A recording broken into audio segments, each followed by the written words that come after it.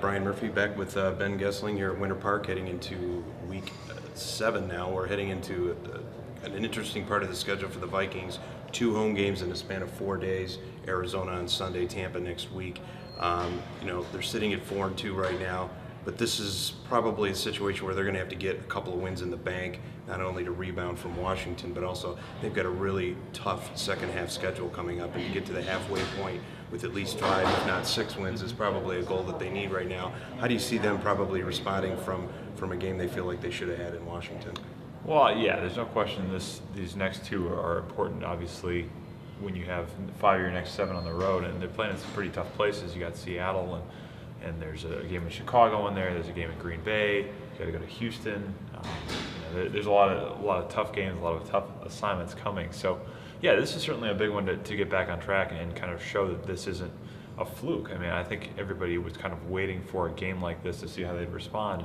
And are they a team that can come right back and start stacking wins after losing a game like they did last week? This stretch here is important to kind of show that they can do that, especially against an Arizona team that is reeling a little bit. They started 4-0. They've lost their last 2. They're going to be missing Kevin Cobb, their starting quarterback, and it's certainly a chance for the Vikings to get some things built here when you have the Bears at 4-1 and Green Bay looking like they've come back a little bit after going out of Houston and beating them last week. And it's going to be a quick turnaround too, because Tampa comes in for a Thursday night game, so it's going to be only a couple of days to prepare for them as well. Arizona, we should note, has lost 7 straight at the Metrodome. They haven't won in Minnesota since they were the St. Louis Cardinals in 1977, so the Vikings have a little bit of history on their side.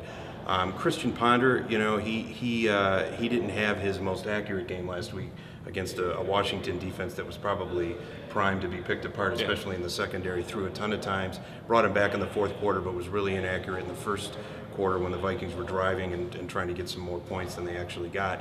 Arizona's a much more ferocious defense, probably going to offer some more challenges. You had a chance to sit in on Ponder's news conference today. What did he have to say about it, what he's trying to do to tighten up his game? Well, he talked a lot about just mechanically. He didn't feel like his footwork was real good, especially on that interception to Michael Jenkins, and I think everybody saw that. He overthrew him by, the pass was probably 4 or 5 feet over his head, and he had Madu Williams just sitting there waiting to pick that ball off. So that was kind of a rudimentary mistake. He felt like he thought the decisions he made were good.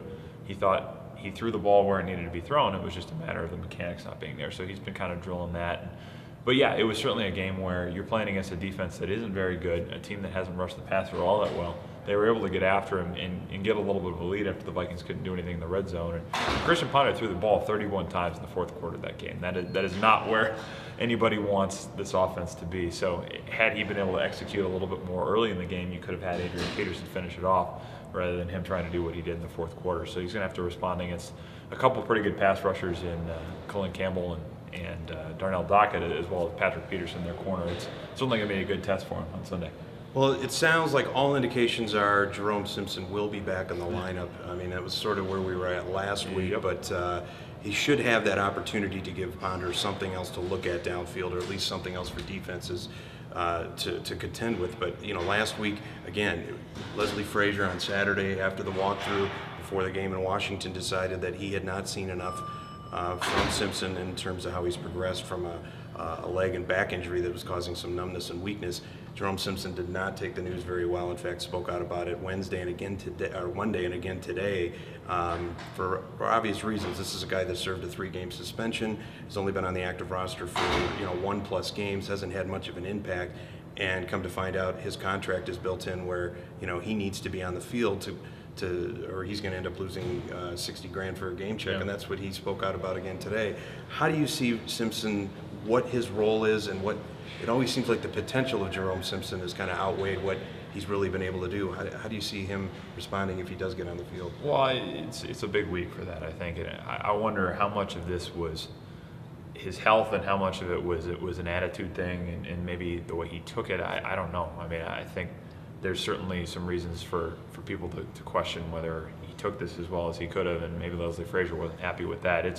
It's a big week, and I think he's going to go out wanting to prove something, but this is not a guy that has been a big enough factor in the offense yet to just assume he's going to be getting targeted 8 or 9 times a game. He's going to have to make do with the opportunities he's had, and in that Detroit game we saw he had a little bit of an effect. He drew that pass interference penalty and had that late catch to kind of help ice the game. So it's certainly a a big week for him and a big chance for him to show that he can do something. Because like you say, it's been more talk of the possibility of him doing something than the actual production so far. So it's a big week for him, big week for Ponder, big week for the offense, but a big 2-game stretch here. We may not even be checking in again until after the Vikings have hosted Tampa on Thursday, the 25th of October, which will be at the halfway point. So they could either be sitting at 4-4, 5-3, 6-2. There's a lot at stake in these next 2 weeks. So for Ben Goessling, Brian Murphy signing off for TwinCities.com.